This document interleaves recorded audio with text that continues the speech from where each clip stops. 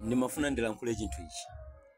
1 Korinto 15 verse yaka number 10 Bible likunena kuti ndili mmene ndililimu chifukwa cha chisomo. Ndili mmene ndililimu chifukwa cha chisomo. Muli mmene mulilimu chifukwa cha chisomo. Awa ali mmene alilimu chifukwa cha chisomo. Chimene chimangosowekera ndi chidziwitso. Kuti tizindikire kuti tili mmene tililimu chifukwa cha chisomo. Pamvetserani, anthu ambiri timaona ngati tili mmene tililimu chifukwa cha kuthekera kwathu. Ena amaona ngati ali mmene alilimu chifukwa cha mphamvu zawo, chifukwa cha chuma chawo.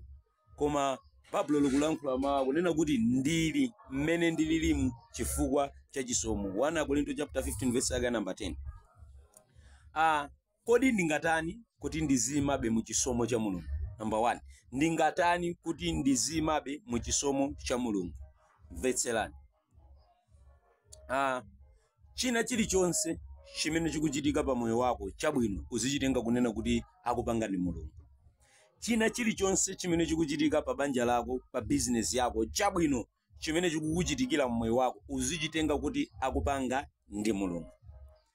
China chilichonse cholakwika chimene chikuchitika mmoyo wako udzinena kuti chisankho changa Ambuye chinandiyendetsa mu zolakwika.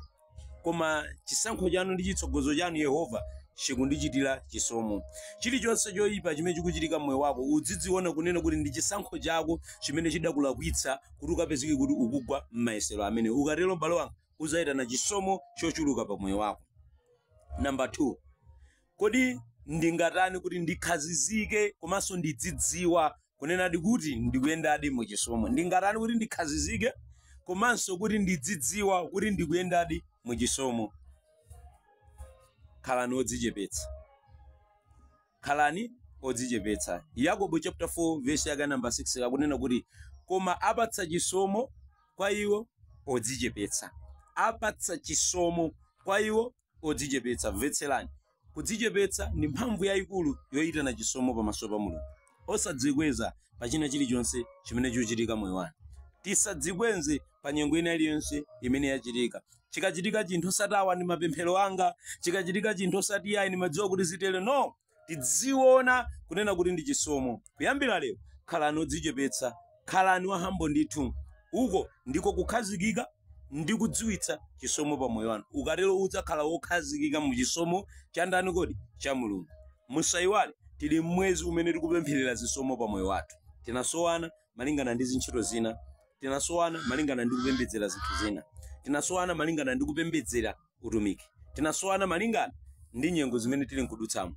Koma mvetserani, Mulungu ali nafe, Mulungu adzatigwirizitsa, ndipo tikuyenera kukhala odzichepetsa, tikuyenera kumazindikira kuti china chilichonse chimene chabwino chochitika pa moyo wathu ndi chisomo cha Mulungu. Tikuyenera kukhala odzichepetsa kuti tikhazikike ndi kudziwitsitsa za chisomo cha Mulungu. Tikuyenera kukhala omatsogoza kuti chilichonse chimene chochitika pa moyo wathu akupanga ndi Mulungu. Tikatero ndi tikuyimabe mu chisomo cha Mulungu. Ndimafuna ndiyankhule ndi nyina, ndimafuna ndiyankhule zimenezi kunena kuti mu dzina la Yesu Khristu wa ku Nazareti chisomo cha Ambuye wathu Yesu Khristu chikhale ndi ife lero ndi nthawi zosati. Evangelist Chikondi Fashion. Amen.